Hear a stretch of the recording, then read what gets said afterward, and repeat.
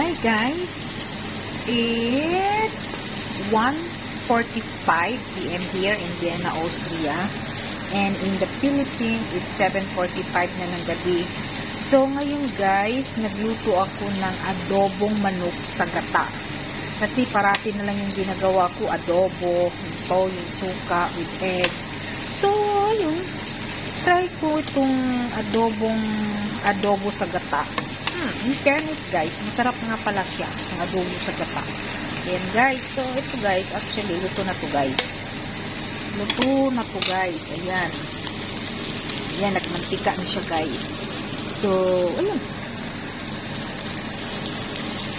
Ang adobong manok sa gata. Or adobo. Basta, adobo sa gata. So, ito guys, ang aming lunch for today. Grabe guys, ang init. At of course guys, kapag ganito yung ulam, rice is life. Kain tayo guys. Gabi.